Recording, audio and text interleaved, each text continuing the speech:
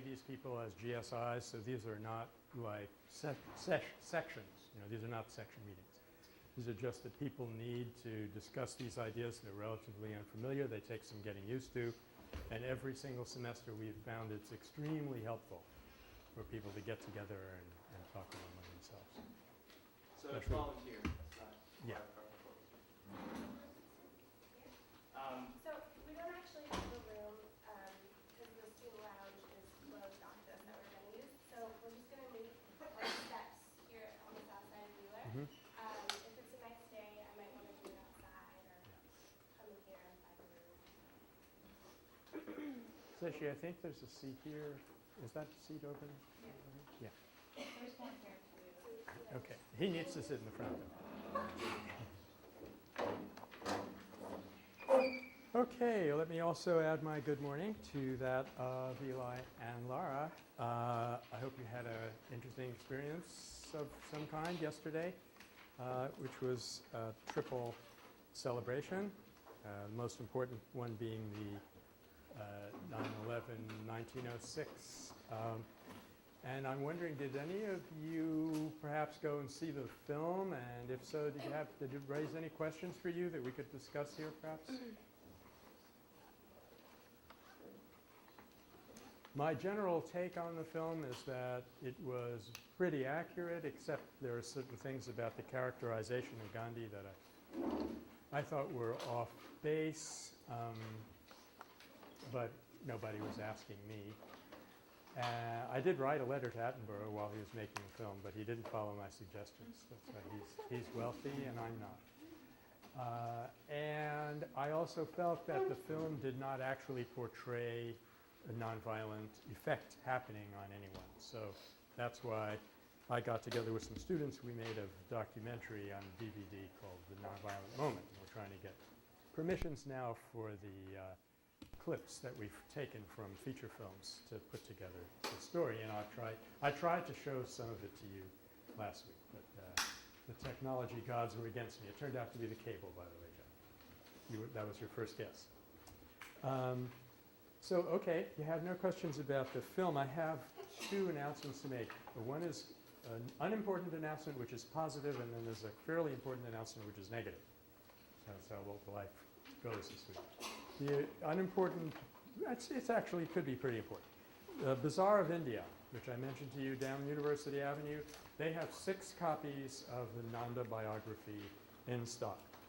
So if you haven't bought the Roger Fisher yet or wondering what you're going to do, you can go down University, pick up a really nice new sari if you're in the market for one, or a poster of Gandhi or something. And while you're there, buy a copy of the Nanda book. I don't know whether he has only the abridged or only the full copy, but either way, we'd be in pretty good shape. And he can order more of those from India. So if you get there and those 6 have been taken, or you call them up and those 6 have been taken, tell them to go ahead and order some. The other thing is there's some confusion now about the limit on this course, and at this point I'm still not sure, though I had hoped to. I had hoped to have all the seniors off the wait list and onto the course by today.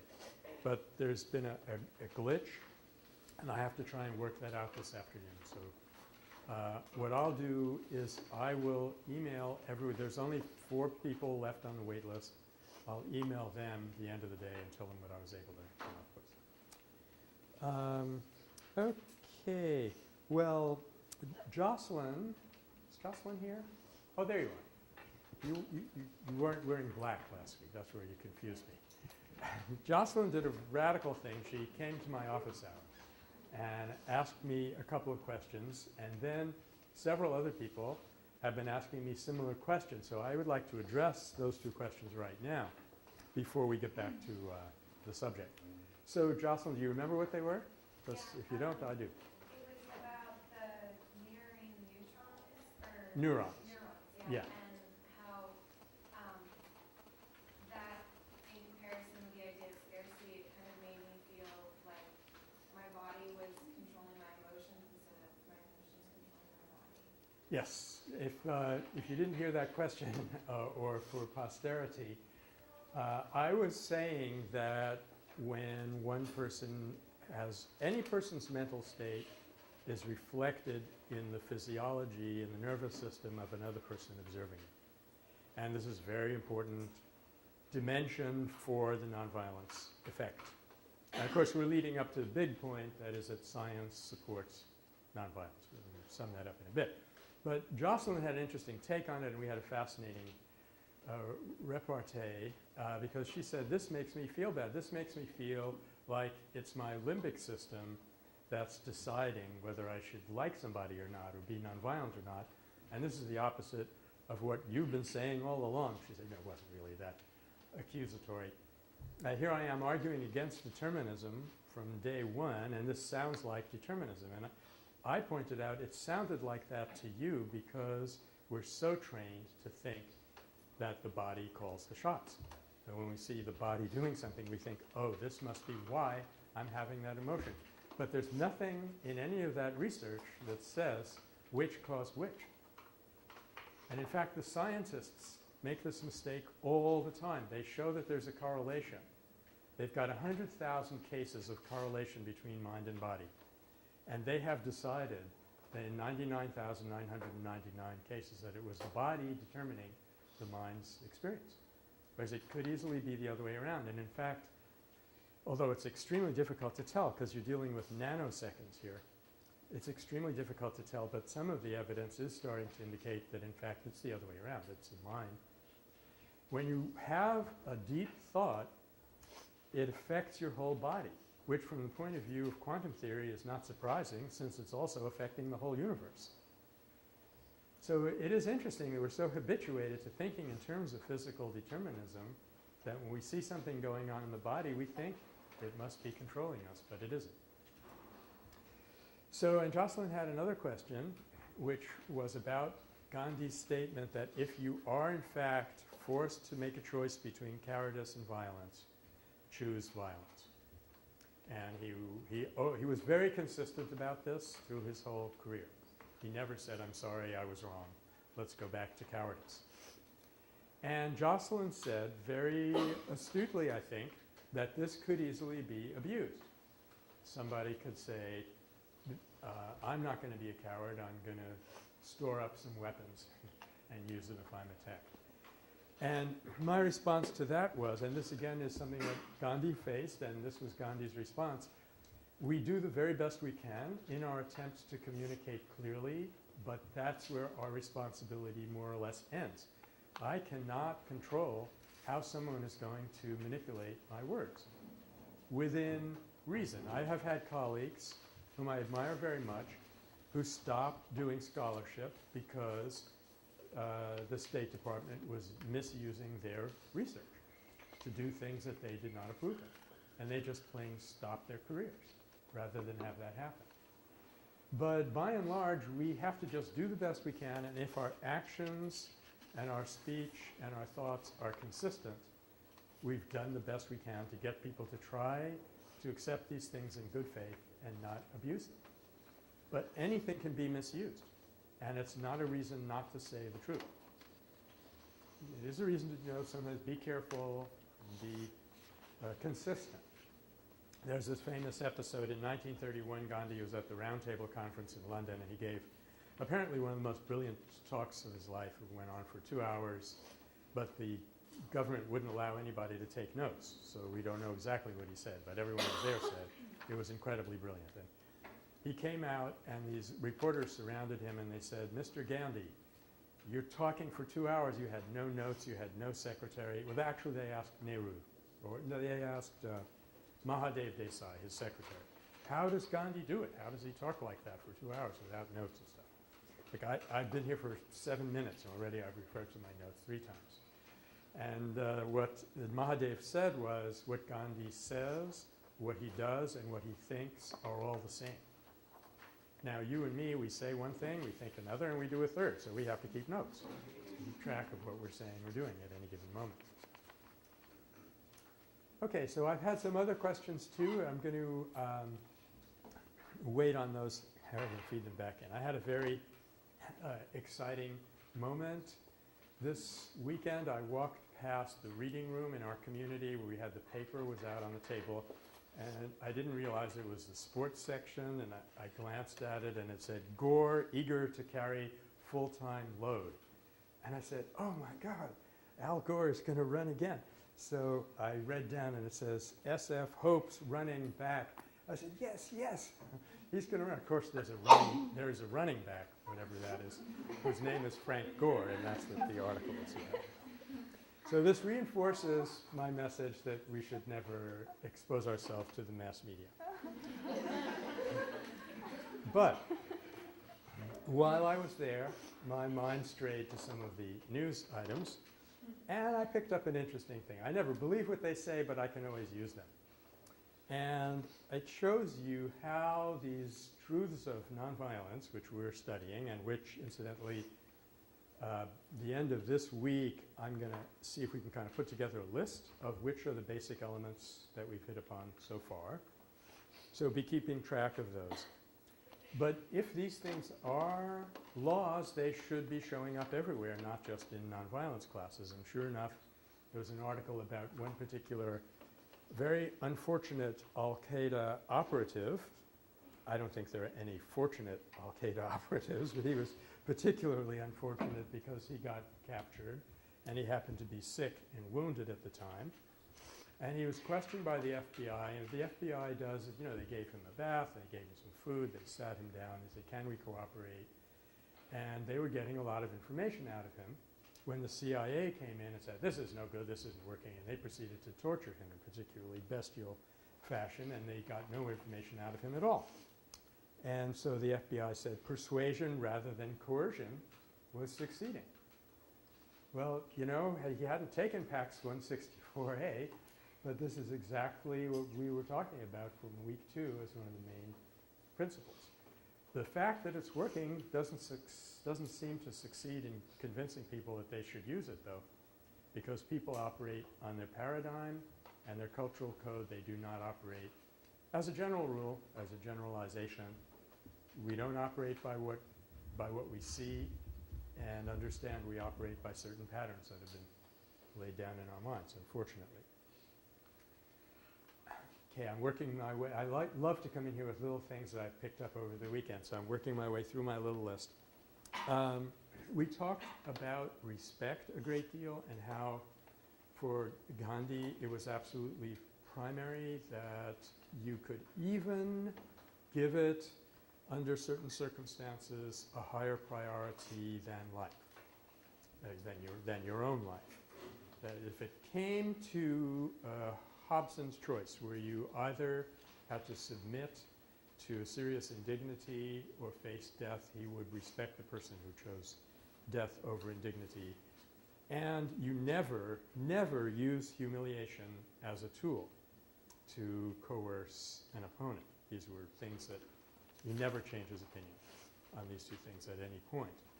So we're looking at it that way as a negative, but we could also look at it as a positive, and that's why I brought up that story of Marshall Rosenberg and the person who had killed 7 people, to show that you can really get very far with people if you say, in your words or in your actions or both, I respect you, but I cannot accept what you're doing.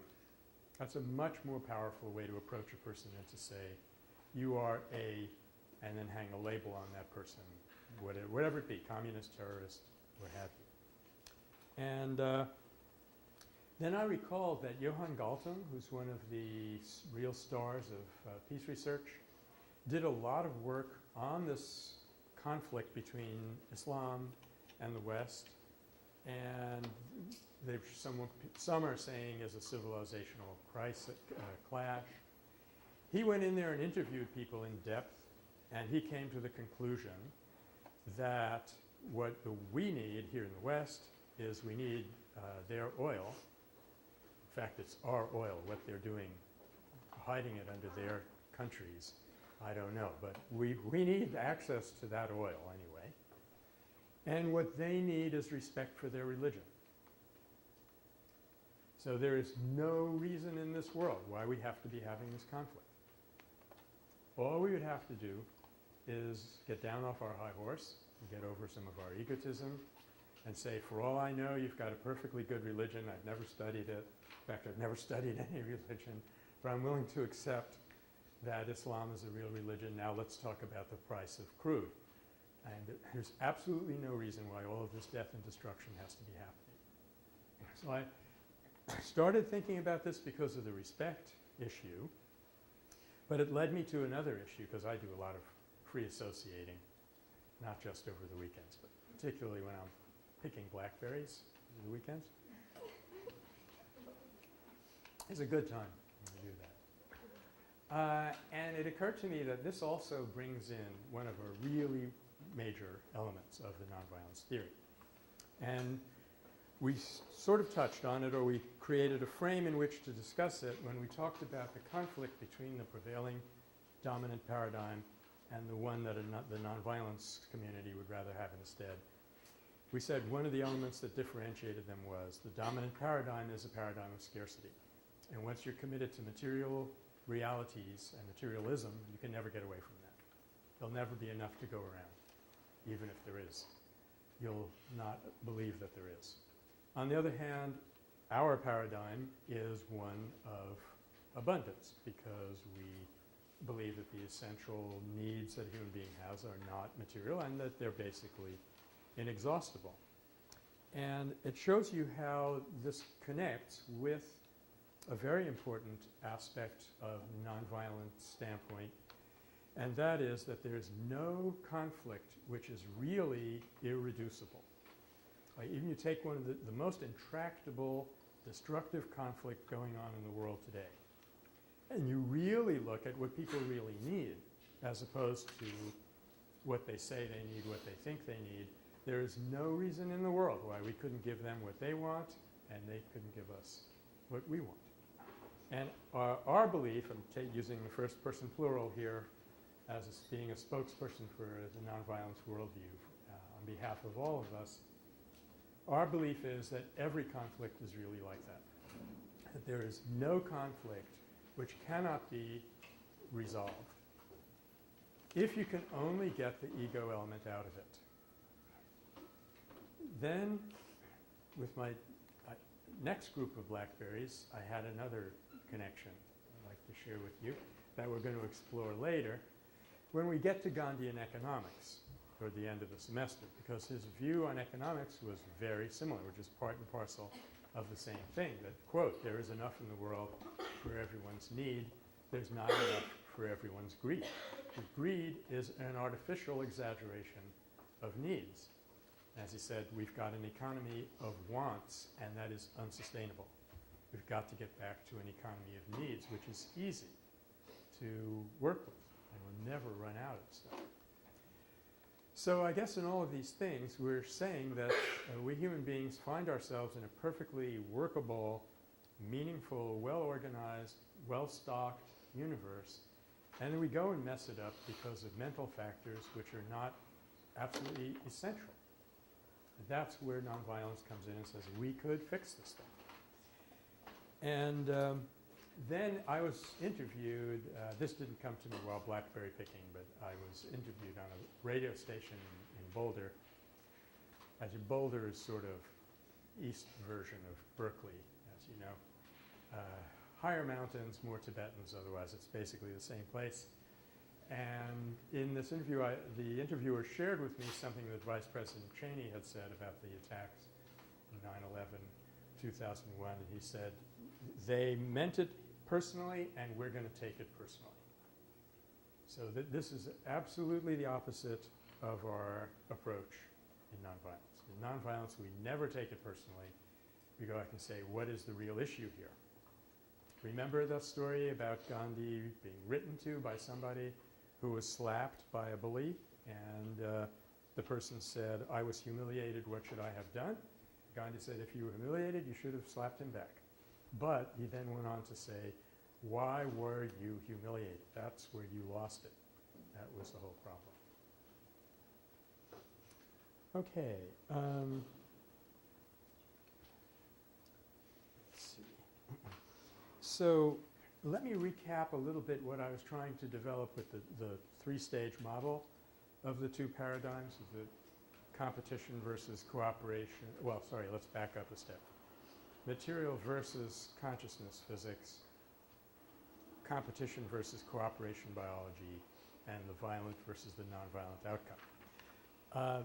I wanted to add that nobody really understands what the connection is between these discoveries that physicists have made about the material world, or the objective world, and what we like to say about the interconnectedness of humans. Is this just an analogy, or is there some real connection here? Nobody really has doped that out yet. I think there's a Nobel Prize waiting for somebody to figure this out, except you better have a pretty smart committee, because the first 3 or 4 people who figure this out, nobody will understand anyway. So it's going to wait until we build up a culture. But I wanted to make it clear that I'm not saying that now that we know that matter does not come in separate, irreducible, non-connected little packets, that proves that human beings interact with one another on a level of unitary consciousness. We can't really quite go that far. All I'm trying to say is 2 things. One, the analogy is compelling. In fact, I believe that there's something going on there that's more than just an analogy, a parallelism. But as badly as I would like to have the Nobel Prize, I could really use the money. I have not sat down and tried to figure this out. The other thing that I'm saying is, although people are capable of harboring incredible inconsistencies, last semester we talked about this a 72-year-old man who was being executed by the state, and he had had heart troubles, and as he was being led up to the death chamber, he said, "If I have a heart attack on my way in, don't bother resuscitating me." And the warden and all the staff, and they said, "Of course we'll resuscitate you. There's no way that we could fail to respect the sanctity of life." So, let me back up and start that sentence again. Although it is possible for human beings to harbor the most incredible inconsistencies, there's something powerful about a consistent model. And these 2 models, each of them is consistent with itself. The material physics resonates with competition biology, and that resonates with the present welfare system, in the sense that, healthcare is not an entitlement. That resonates very well with the neo-Darwinian theory that competition is the driving force in nature, and that resonates very well with the idea that life is independent, disconnected, and meaningless. Similarly, going over to a different paradigm on any one of those compartments should help to spread the acceptance of nonviolence. And we have a colleague here in Berkeley, Henry Stapp, who said that this discovery of quantum interconnectedness and non-determinism must lead to a deeper, finer conception of what the human being is. Must, but it hasn't done so yet. So, okay, I just wanted to clarify those 2 things. So,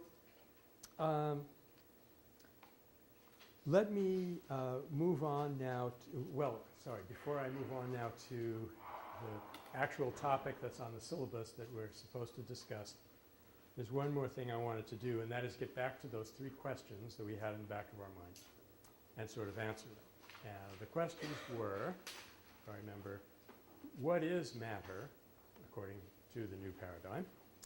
And then is, this next question is a real straw man, is competition the driving force of evolution, as was claimed by neo-Darwinians? Darwin himself never said that, and this is often the case. And then the third question was, does anybody remember what the third question was? I mean, those 2 are pretty good. We could actually spend a lot of time. Oh, yes. Thank you. What is which is why I'm bringing it right here. What is the verdict of history, of about the possibility of nonviolence. And we didn't really get to that part yet. So let's succinctly answer those first two, and then let me talk a little bit about history as a whole, which we haven't had a chance to look at systematically. I would say that matter, and I just made this up this morning, so check me again on Thursday, see if I still believe this. Matter is a way in which reality is experienced by observers who consider themselves to be separate. Actually felt rather good about that. Started smiling right there in the van. Can you say that again? I was sure you were going to ask that. Yes, I can repeat it, and I would be happy to. Matter is an aspect of reality as experienced by an observer who thinks that he, she, it is separate. So in other words, it has to be a subjective, objective world for you to perceive reality in such a way that you come to the conclusion that Newton came to, that it's hard, never to be broken in pieces, separate, and so on and so forth. And then you try to explain the rest of your experiences on the basis of these hard little particles rucking around for no particular reason, and you can go only so far. You cannot account for consciousness with that approach. So at that point you either decide, oh well, we just won't account for it, or even worse, you say it doesn't exist since I can't explain it, or you get humble and you say, let's consider this. And then about competition versus cooperation in nature, this will really be coming from the readings because we didn't have a chance to discuss it very much. But we have a colleague here at Berkeley who has studied mammalian evolution, and he came to the conclusion that if mammals had not developed cooperation at a very early stage, we would still be at the level of the marsupial today. We would be hanging by our tails from trees, and there'd be some pluses.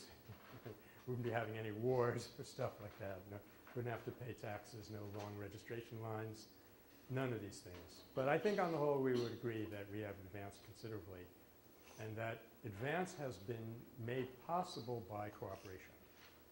And there's no question that both cooperation and competition drive evolution and behavior in nature, but there's also very little question anymore that of the two, cooperation is much more powerful.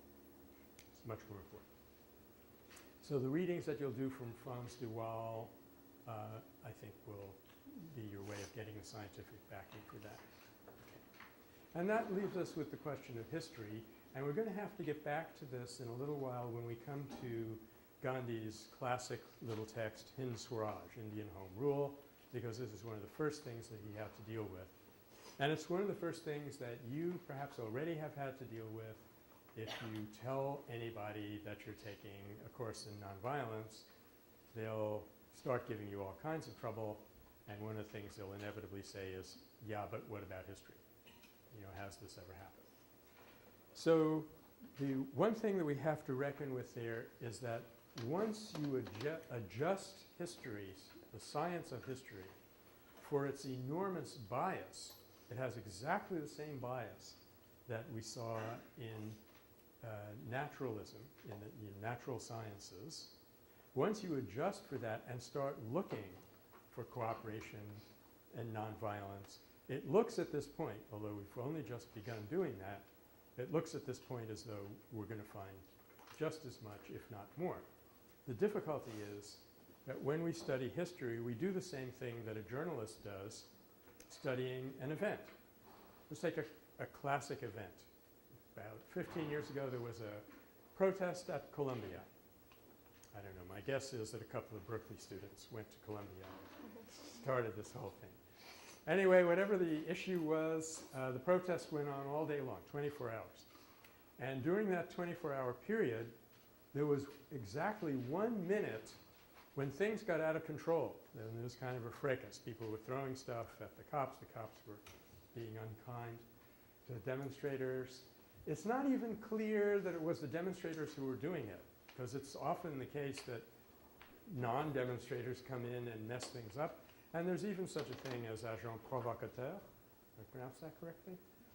Where somebody comes in and deliberately causes violence. I mean, a friend of mine was standing in front of an embassy one day in Paris, and there was some kind of a crowd there yelling things which he couldn't quite understand, and somebody handed him a brown bag and said, jette-la. So he said, jette-la, throw this. Okay, he lobbed it at the building, and of course it was a bomb. So there was 1 minute of violence in 23 hours and 59 minutes of peaceful demonstration. Television cameras were there all day long. That evening on the news, they gave it exactly 1 minute of coverage. Do I need to even finish the story? You know perfectly well what they did. They took the 1 minute of blow up and said, here's the event that took place at Columbia. This is an extreme example, but it's typical in the direction it goes. Yeah? I remember learning about the Seattle protest. Oh, yeah, The World Trade Organization, and how it was mostly like very, very nonviolent, but there were a couple people who broke Starbucks windows, and the media just like kind of honed in on the Yes. destruction of property. Yes, there's actually a law that some of you are familiar with. It's called Nagler's Law. You remember how it goes, Kevin? It's violence plus nonviolence equals violence. Yeah. You can see why I'm not going up for the Nobel in math. But this is the sad fact of it, that if you mingle in a little bit of violence in an otherwise nonviolent episode, you will totally vitiate the effect, or almost totally vitiate the effect. And the media will exaggerate that by picking it up and saying, this is the story.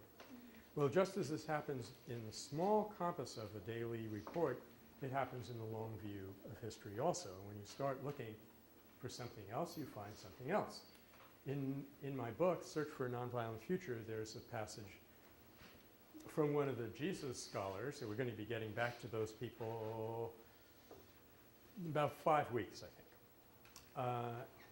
He started looking at Jewish uprisings under Roman rule from the point of view of nonviolence. He looked at 7 uprisings that he classified as nonviolent.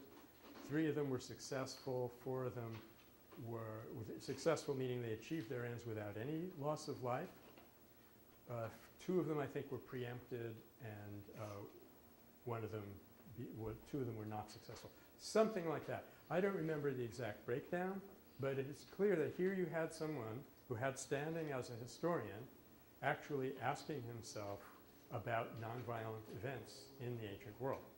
This is brand new, and when it's been going on for a little while, then I think we'll be able to say the jury is back in and we can decide whether history says that there's such a thing as nonviolence or not.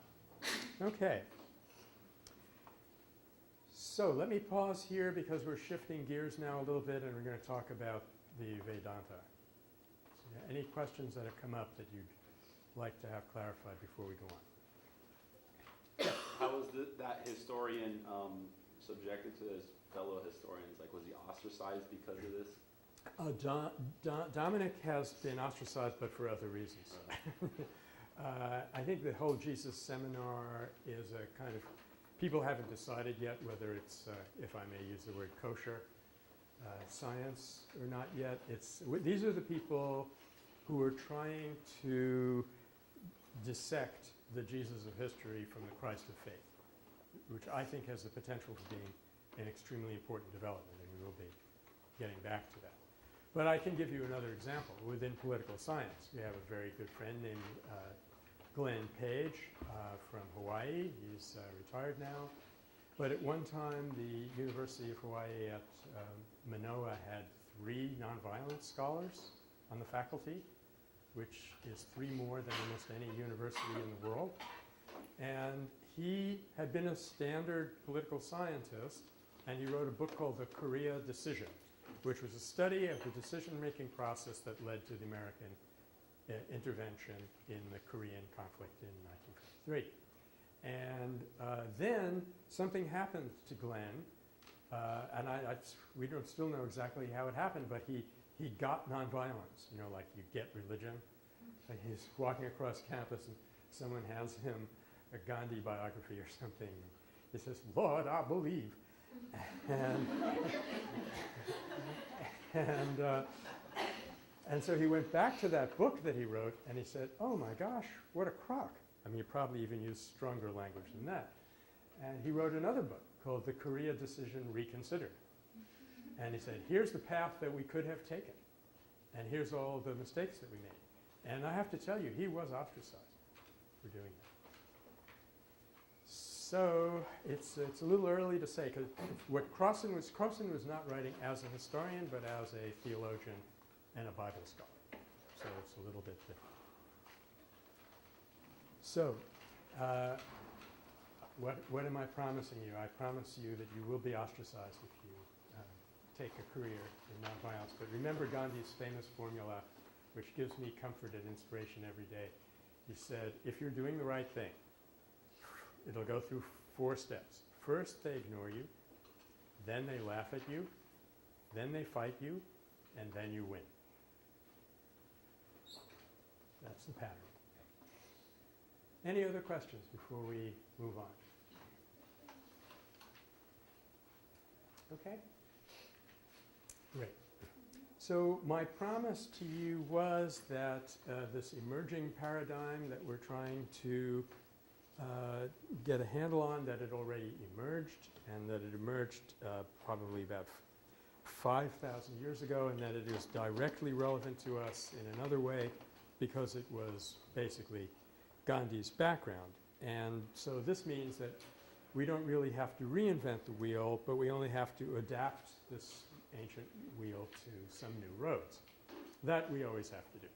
And even Gandhi said, you know, don't follow slavishly what I'm doing, but adapt it to your own conditions. There was one American person who came to visit him, and he had been spinning homespun cotton, and he gave Gandhi this gift of a hank of cotton that he had spun, and he said, I'd like to start a spinning association in the United States. And Gandhi said, that is the craziest idea I've ever heard of, and I've heard of a lot of crazy ideas. If you've got a totally different economy in your country, it absolutely does not make sense for you. So we have to try to grasp the principles and apply them to our given situation. I want to start off with a quote from an Indian physicist who became the head of the Energy Commission for the government of India a while back, and he was talking about quantum revolution that we also were talking about in our remarkably amateurish way. And he said, this revolution has knocked the foundations out from under every thought system known to mankind. Only the Vedanta has survived. And I think that was a very true claim. Let me say a little bit about the word Vedanta.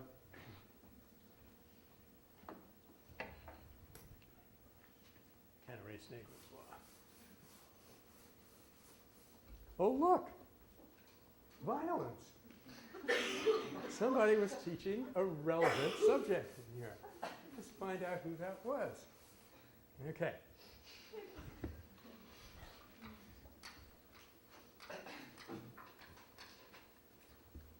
This term has various meanings, and I don't think it's necessary for us to go over all of them. The way I'm using it here is it's a general term. They sometimes call a portmanteau term, you know, a briefcase term, for the consensus worldview that emerged in ancient India. And it's remarkable how strong this consensus was. If you wish to be taken seriously as a philosopher, as a traditional philosopher in India today, you have to show that what you're teaching, what you're believing, saying, resonates with Vedanta. Not that some people did not. There were also people called Gnosticos or naysayers who were materialists, who didn't believe any of this stuff. So you're allowed to believe whatever you want. But if you want to be considered part of the serious discourse community that goes back to this very, very remote period in history, the Vedanta is your touchstone. And there are there's various reasons why this physicist said that the Vedanta was not shattered by quantum revolution. For one thing, they had already hit upon the idea that phenomenal reality, you know, things that you can see and measure and stuff, is discontinuous. They hit upon it in the subjective world. We hit upon it several thousand years later in the objective world. In other words, their discovery was that thoughts are discontinuous. This was kind of embedded in the Hindu concept of momentariness, and then it was elaborated by the Buddhists, called the doctrine of Charnikavada, or independent origination. But you don't have to remember all of that for this course, so I'm not writing it on the board or anything. For our purposes, the important thing is that they felt that the thought process consists of discrete units, and if you can slow that process down, you would actually begin to perceive the space in between thoughts.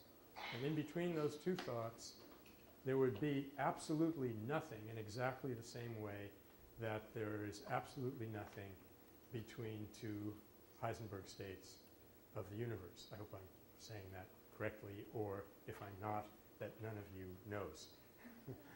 Anyway, just as the end result is that we cannot argue for classical determinism in the material world, the phenomenal world, somehow the world looks as if there is determinism.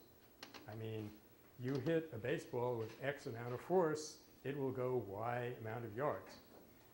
But that is some kind of an illusion, and nobody has figured out why large macroscopic objects act that way. That's exactly what the Buddha said about the thought process, that you think, I'm angry, there's nothing I can do about it. Meanwhile, you have a billion opportunities in between these thought bursts where you could go in an entirely different direction, and your next thought is not determined by your previous thought. So that's one of the reasons. Another reason, of course, was the enormous priority that Vedanta gave to consciousness. It was like decidedly a consciousness, energy, matter model, not a matter, energy, consciousness model. I'm reading you a couple of passages from a remarkable text which I just love, but I'm probably almost alone in this particular preference. It's like, for one thing, it's like most Indian texts, it's incredibly long. My abridged edition in English is 750 pages. It's called the Yoga Vasishta. I love this book. I've been reading it for years. It says the same thing on every page, but I still don't get it, so I gotta try again, you know. And here's how this text goes on. This is a very ancient piece of writing. The division created by objective consciousness ceases when the knowledge of the indivisibility of consciousness arises. Translated, the minute you perceive consciousness as a whole, as a single totality, all division appears as what it is, which is an illusion. Pots do not exist independently of clay, for pots are but modifications of clay. In the same way, objects are of consciousness. They are not different from consciousness as objects of consciousness. They are consciousness. If they weren't, you would not be able to perceive them. Isn't this great? It goes on and on and on like this. Now, there was also, to give some aspects of this, I'm going to be talking to you about three things that are parts of the Vedanta. I'm going to talk about the concept of order, for which their term is dharma. And as you know, we're going to be focusing on the theory of action, especially as it's outlined in the Gita, because that's, again, exactly where Gandhi is coming from. So you sort of have a rhyming word here. Karma. Everybody's heard these terms. And by the way, a lot of what I'm going over here, with you, you probably are somewhat familiar with, but it probably bears repetition. Like I say, I've been reading the same thing about 85 times a day for several years now, and I'm still enjoying it. And then I want to talk about a model of energy states called the three gunas, because we can tie that in a neat way to nonviolence. Okay? So, first of all, this idea of dharma, the word has a etymology which is very clear. It comes from a root dir, which means to uphold, to bear. So this is order not in an abstract sense or a static sense, like, you know, like sometimes we talk about world order models and we say, should the world be a circle or a pyramid or something like that. It's not like that. It's an upholding principle. Everything depends on dharma. And you can translate that word in a number of different ways, and they're all good. They're all going to be helpful for us. You could say that dharma means, I hope that was Martin Luther King. It probably wasn't, given that God is up there. Okay. So dharma can be translated as order, as I say, or law, or religion, or nature. All these things are included. They all come out of this root to uphold. Now they had said in the ancient world, I mean even before the concept of dharma was well formulated, there was a refrain, a motto, which goes way, way back to the Vedic period, and that was Ekam Sat Bahuda Vipra Vedanti, which means reality is one. The wise have called it by many names. The reality is one. The wise have called it by many different names. Now, there are two important outcomes from starting from this position. Quite aside from the fact that underneath diversity we can find our way to unity, that may be even the most important thing. But notice that the people who call reality by different names are themselves designated as wise. Here, this is very different from saying reality is one, fools have called it by different names.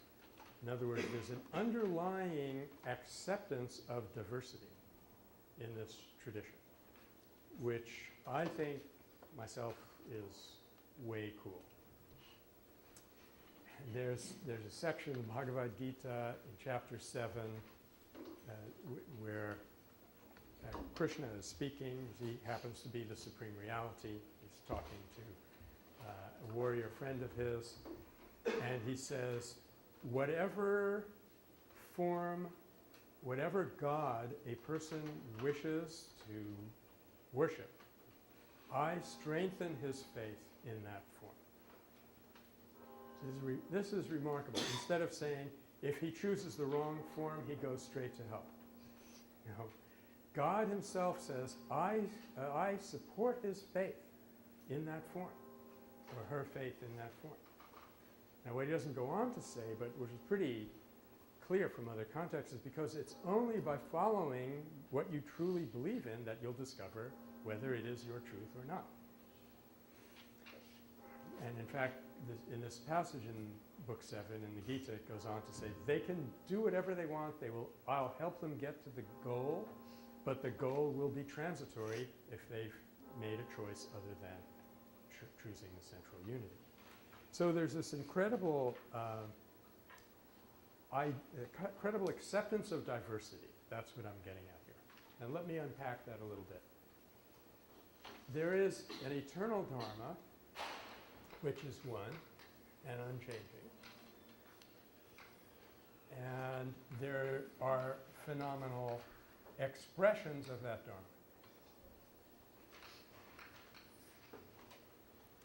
Now, what is the eternal dharma? Well, by the time you get down to the period of the great epics, the Mahabharata, and the Ramayana, these are two great collections of epic poetry in ancient India, but way after the Vedic period, there was a refrain that occurs in the Mahabharata over and over again, which is ahimsa paramo dharma. There's our word again.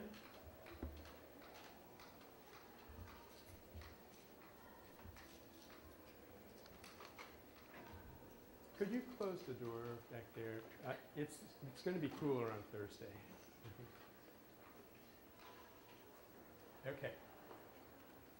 So what this means is that the highest dharma, and we can translate that as the ultimate religion, the supreme law, any of these translations would be appropriate. The highest, the ultimate, the supreme dharma is nonviolence, the absence of all desire to harm. See, the whole Mahabharata is about this question of what is dharma. These warriors are out there fighting, and in the middle of the battle, one of them will say to another, but wait a minute, is this dharma? And they'll sit down, they'll have a little discussion of 300, 400, 500 lines, and then they'll go back into the battle. And most of those discussions are going back and forth, sort of like rabbinical discussions, so they're inconclusive. But the one thing that people cycle back to that they feel they can pin themselves on is that nonviolence is the ultimate dharma.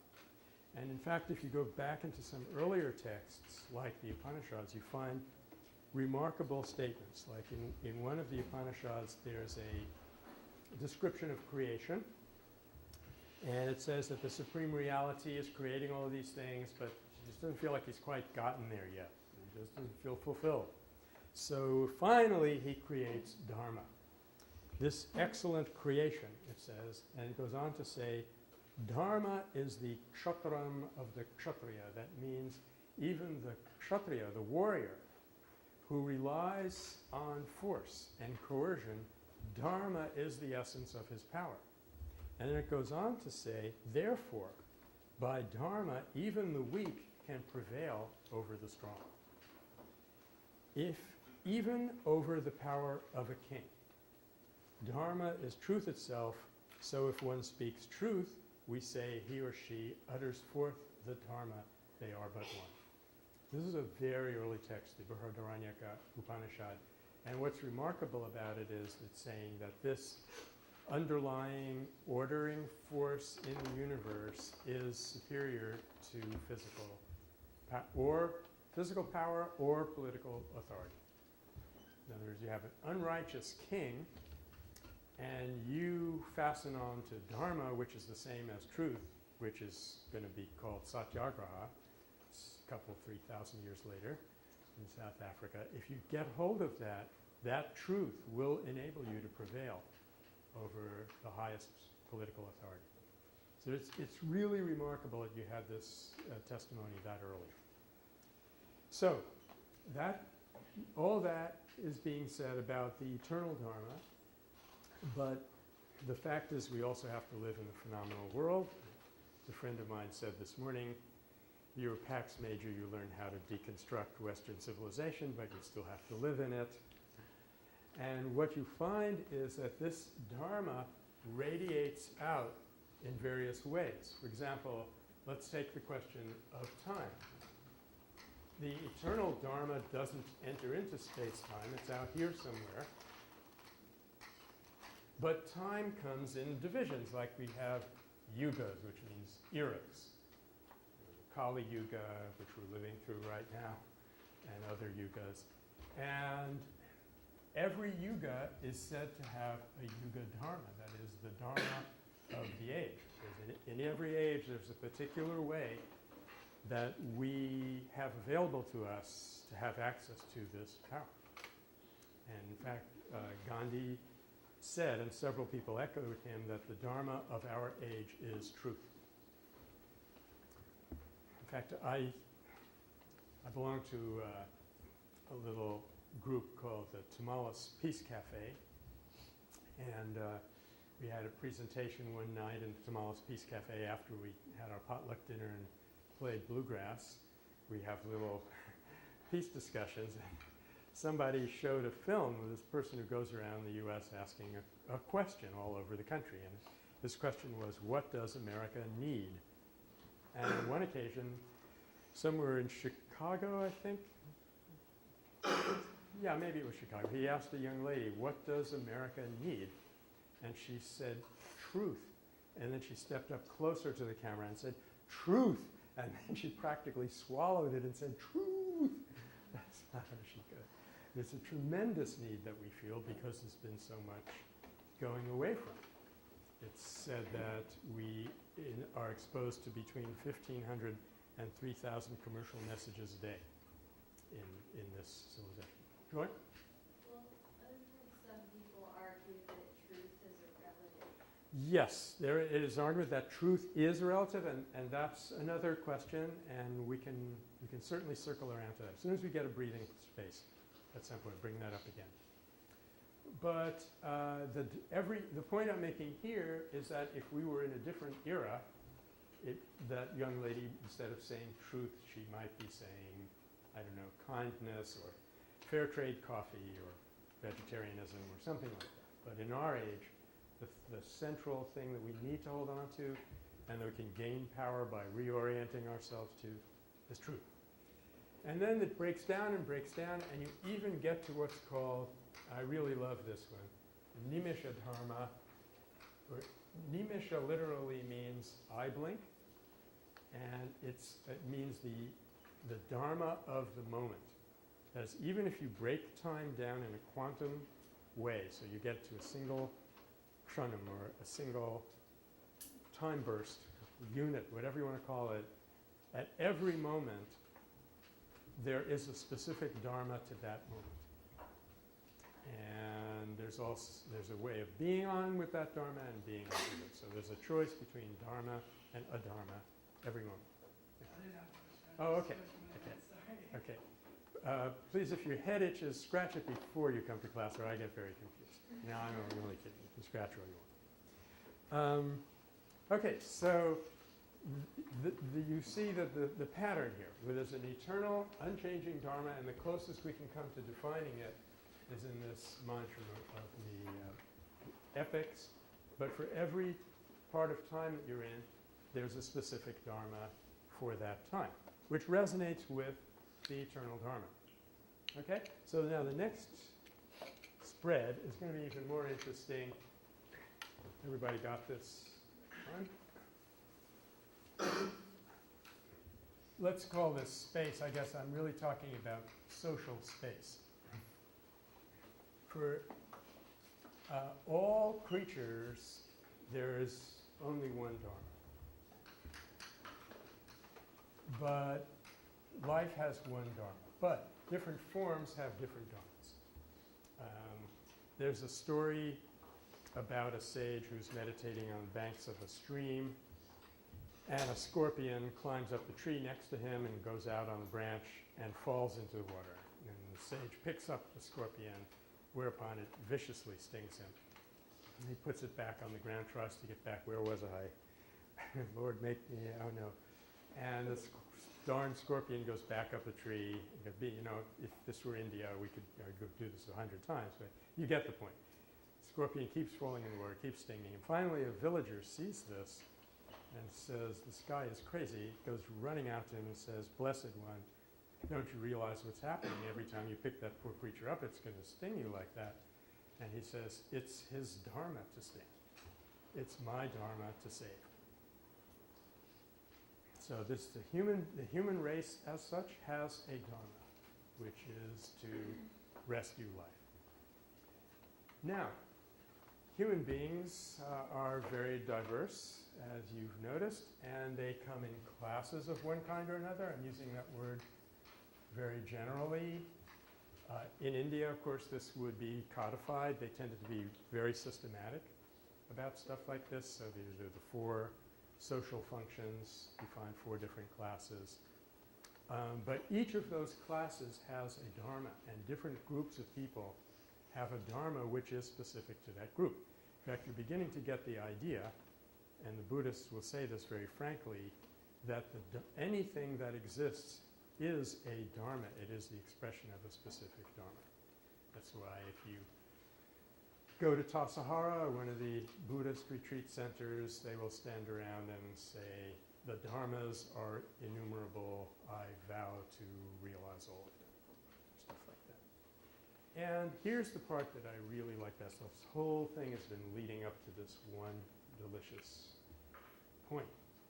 Every individual has a dharma, which is called a sva-dharma. This is an important little prefix, by the way, sva meaning one's own, cognate with Latin word suus, sua, suum. They're related languages. Svadharma means own dharma. It means that every single one of us has a specific dharma. And as a matter of fact, in the Gita, we are told in no uncertain terms that to discover what our dharma is and carry it out is the ultimate purpose of human life. In fact, the Gita says, your own dharma is infinitely preferable, even if you're terrible at it, than to do somebody else's dharma with great skill.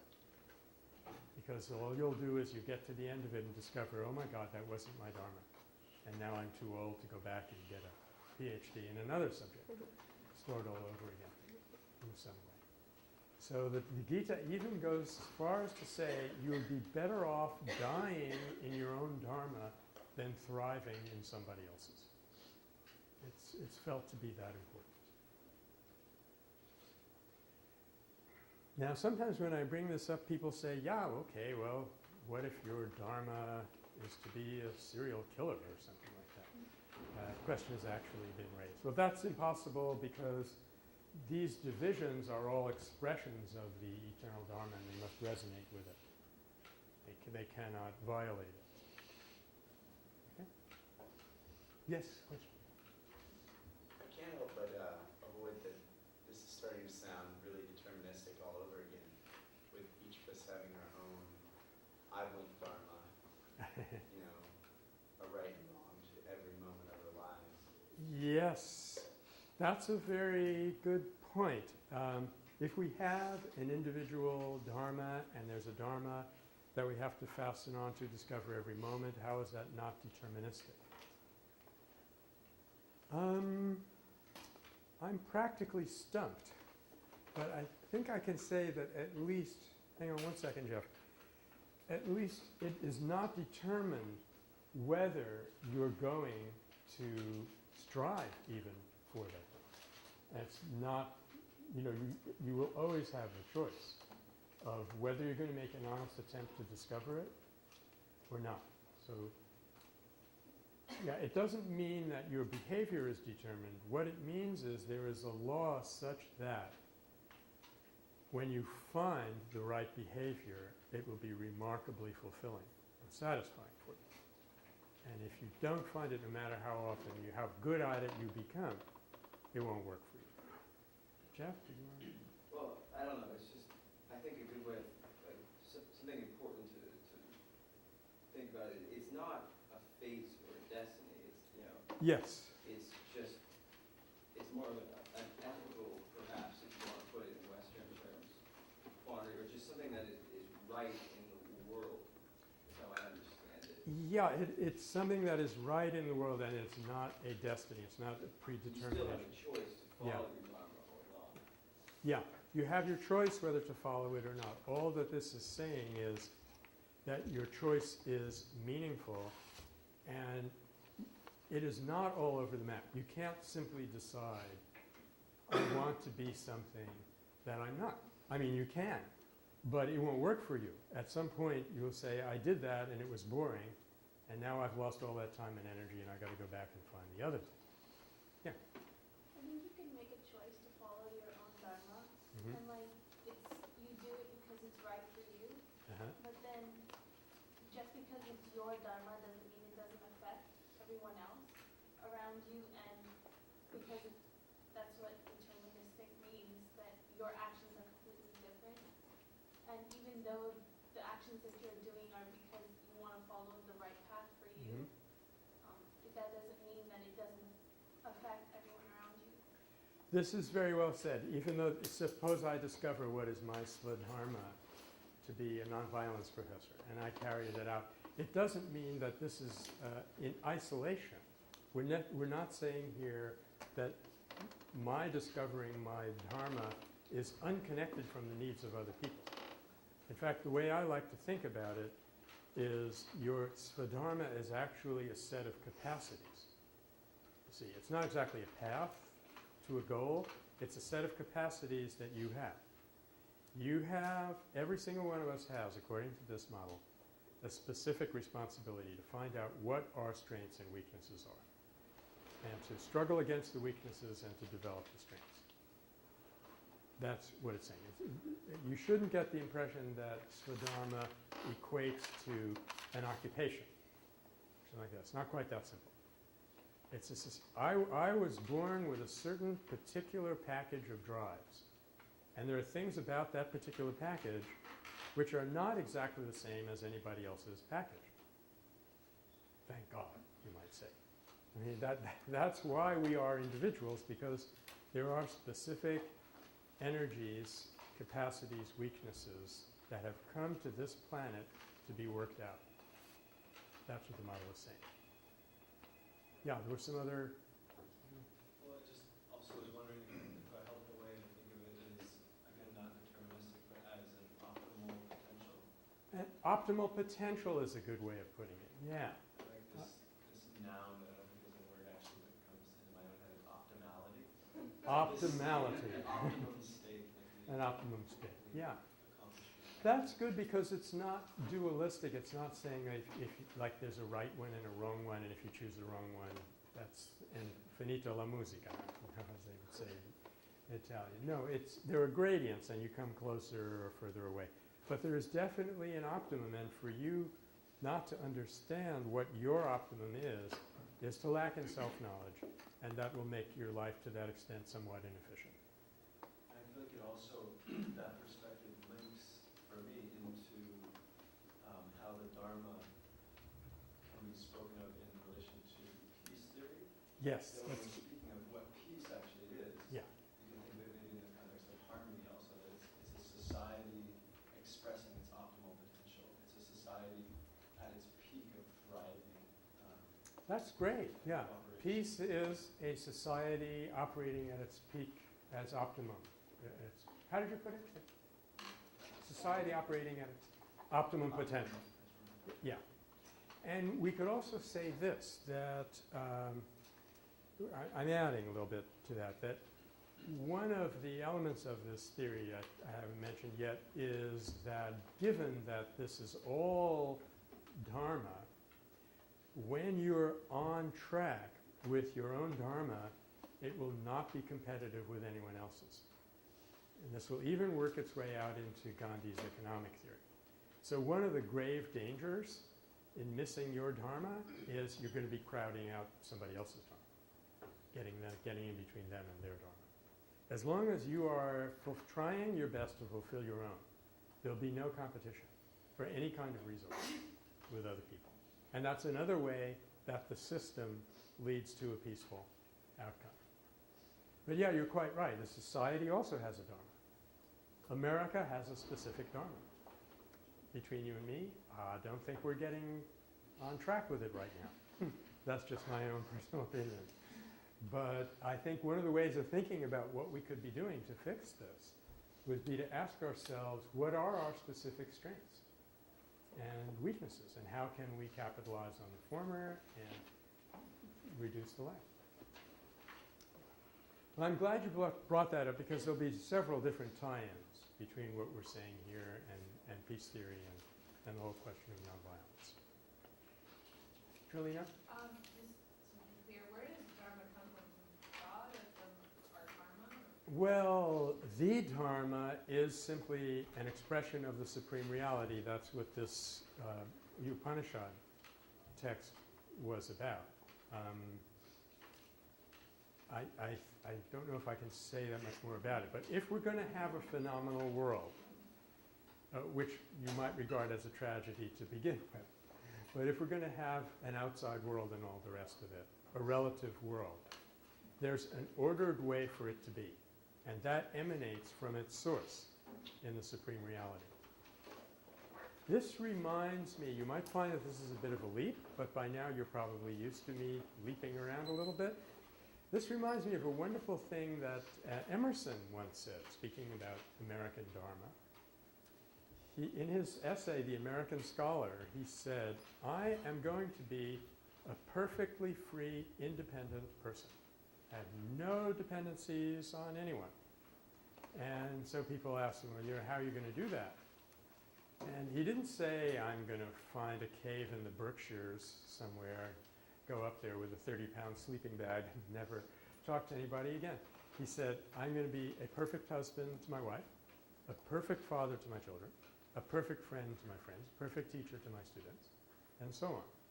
In other words, there is a frictionless way that we can carry out relationships so that they are not entangling. And that way is our Svadharma and the Dharma of the social unit that we find ourselves in. Yes, Jean? What did he mean by perfect? What did Emerson mean by perfect in that connection? My guess is that he meant that he would fulfill his responsibilities toward people without asking of anything from them. So, being a perfect husband, even in New England at that period of time, did not mean, I demand that you get the dinner on the table at the right time and so forth. In fact, the word for husband in Sanskrit is bhartar, which means a supporter, which is very related, very semantically to Dharma. Okay. So I find this a very rich concept, and I think I would probably have shared it with you even in another course if I were teaching another course. Why are you laughing over there, Zoe? Me? Why weren't you laughing? But it's also relevant for us as students of nonviolence in a very specific way. And we'll see that slowly unfolding as we go along. Okay. So if we're all right with that for the time being, we're going to start discussing the Gita theory of action. We don't really have a whole lot of time for this, but we can get back to it on Thursday. And I've asked you to read specific passages in the Gita to put this together. And I know that maybe not all of you have quite finished the reading yet, but maybe I could start off by just asking you, those of you who have read around in it, what are the elements in the theory of action? Given that this all has to fit within the concept of Dharma in all of its manifold parts, let's just make a list. What is human action all about? How to do it correctly? You know what? Maybe before we start, I'll just clarify, as I did with Dharma, this word karma comes from a similar root, kur, which means to do. It's not as complex as the dharma situation. Kur just simply means to act. And this word has about 3 meanings, 2 of which will be very relevant for us. The first meaning meant a ritual action. I'll be saying a little bit more about that later on, but for now I don't think we need to worry about that. But a person's karmas are the rituals that he is obligated to perform as a member of his or her specific family and class and so forth. But the 2 meanings we're most concerned about are A, karma simply means an act, a thing done. That's what the word etymologically means. And it also means the residue of an act, the spiritual residue of an action, which is keyed to the intention that created it in the first place. And this is why when you go down Telegraph Avenue and you have casual conversations with people, they will say, let's say you're going down the avenue, somebody asks you for a couple of dollars for a latte and you don't give it to them, they will say, okay, it's your karma. What they mean is, if you had an unkind intention, whatever may be the outcome of the action, that intention is left in your consciousness. It's a part of you.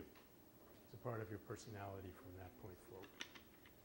And to be entangled in a lot of bad karma is a very serious spiritual, existential problem.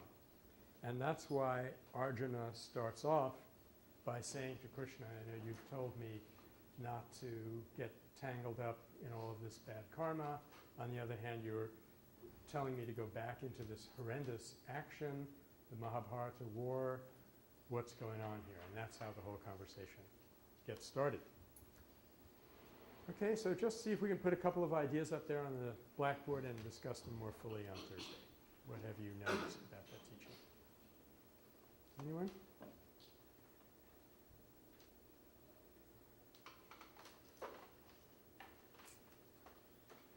No head scratching now. That would be a very serious mistake at this point. Let me start you off. Yeah, okay. Freedom from concern at the results. Yes, I was hoping to lead up to that as a terrific climax, but since you brought it up here, let's enjoy it. And it's detachment from results. That's probably the most important thing that we can get out of all of this, and which will be a key to how Gandhi operated. And the word for results, detachment from results. I'm glad that's leapt out at you. The word for result is palam, which means fruit, the fruit of the action. You do the action and a benefit comes from that action, let's say, and you collect the benefit. Now, the Gita is very, very strong. It uses very strong language, almost cuss words, describing people who do things for the specific benefit that will accrue to them personally. In other words, those people, anyone who believes 1,500 to 3,000 commercial advertisements a day is an absolutely miserable wretch, according to the Gita. Okay. Well, this has been a lot of stuff, and we're out of time. Let's get back to this Thursday. I'm glad we started off with the key point. Hi.